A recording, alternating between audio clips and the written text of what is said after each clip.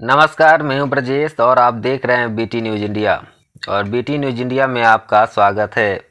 और चलिए खबरों का रुख करते हैं और बात करते हैं सिवान के महाराजगंज से। जी हां, महाराजगंज का नाम सुनते ही आपके मन में तरह तरह के ख्याल आते होंगे, लेकिन महाराजगंज में हम बात करने जा रहे हैं उमाशंकर बाबू की। आप सभी ने उमाशंकर बाबू के नाम, काम, पहचान और परिचय से भली भांति वाकिफ़ होंगे। उमाशंकर बाबू, जो अंग्रेजी हुकूमत के खिलाफ बिगुल फूंकने वाले और शिक्षा प्रसारक पूर्व विधायक उमाशंकर प्रसाद जी की आज 119वीं जयंती धूमधाम से मनाया गया।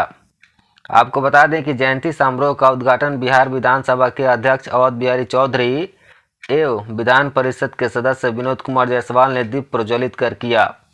इस मौके पर बोलते हुए विधानसभा अध्यक्ष ने कहा कि स्वर्गीय उमाशंकर प्रसाद जी ने अपने जीवन काल में शिक्षा देने के साथ ही समाज में जाति और धर्म से ऊपर उठकर आपसी भाईचारा कायम करने का काम किया।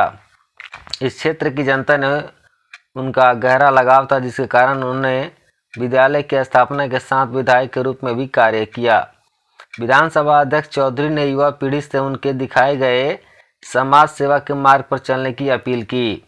समारोह में बोलते हुए विधान पार्षद विनोद कुमार जायसवाल ने स्वर्गीय उमाशंकर बाबू को एक महान समाज सेवी और शिक्षा प्रसारक बताया। जयंती समारोह की अध्यक्षता करते हुए इंजीनियर प्रमोद रंजन ने स्वर्गीय उमाशंकर बाबू को अपनी श्रद्धांजलि अर्पित करते हुए कहा कि उन्होंने समाज के लिए जो अपना योगदान दिया है उसे भुलाया नहीं जा सकता और उन्हीं के मार्ग पर चलकर समाज में आपसी मेल मिलाप बढ़ाया जा सकता है। समारोह के पूर्व विधानसभा अध्यक्ष अवध बिहारी चौधरी एवं विधान परिषद विनोद कुमार जायसवाल सहित गणमान्य लोगों ने विद्यालय में स्थापित स्वर्गीय उमाशंकर प्रसाद की प्रतिमा पर फूल माला चढ़ाकर अपनी श्रद्धांजलि अर्पित की। बड़ा था जी, कि उनके बारे में कुछ कहने की जरूरत नहीं है। आज उनकी 119वीं जयंती मनाई जा रही थी और बिहार विधानसभा के सम्मानित सभापति श्री अवध बिहारी चौधरी जी आए हुए थे और इस स्कूल के जो अध्यक्ष हैं और विधान पार्षद विनोद जायसवाल जी आए हुए थे। और उनका सिर्फ एक ही मकसद था कि उमाशंकर बाबू चूँकि इतने बड़े व्यक्तित्व के मालिक थे कि उनको वो नमन करने आए थे और आज उनकी जयंती पर उन्होंने अपनी श्रद्धांजलि दी है। उनके मूर्ति पर माल्यार्पण किया है।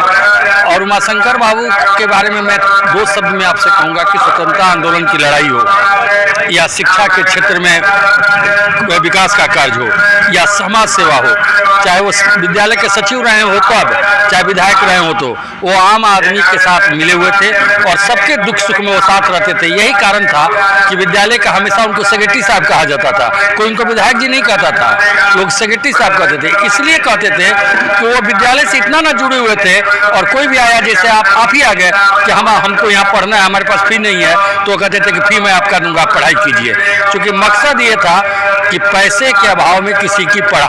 मैंने तो अपने संबोधन में कहा कि बिरले इस धरती पर कोई महान व्यक्ति का अवतरण होता है जो समाज के लिए कुछ करता है।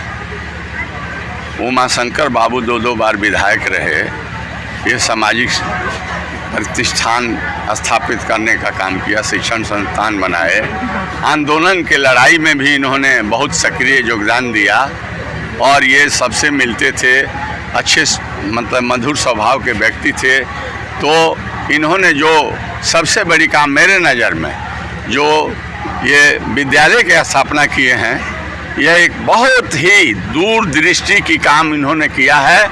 और मैं समझता हूँ कि जब तक धरती रहेगी, आसमान रहेंगे, उमाशंकर बाबू की इस कीर्ति को नहीं भुलाया जा सकता है। इनको मैं अपने तरफ से नमन भी करता हूं और आप तमाम लोगों से भी एक संदेश देना चाहता हूं कि संकल्प लीजिए कि हम भी शिक्षण संस्थान स्थापित करेंगे। और उमाशंकर बाबू के जो रास्ते थे वो अच्छे रास्ते थे और सबको जोड़ने वाली रास्ते थे, तोड़ने वाली रास्ते नहीं थे। सामाजिक न्याय, सांप्रदायिक सद्भावना को मजबूत करने के लिए वो रास्ते थे और उस रास्ते पर हम तमाम लोगों को चलना चाहिए, तभी समतामूलक समाज का निर्माण हो सकता है। बहुत बहुत धन्यवाद।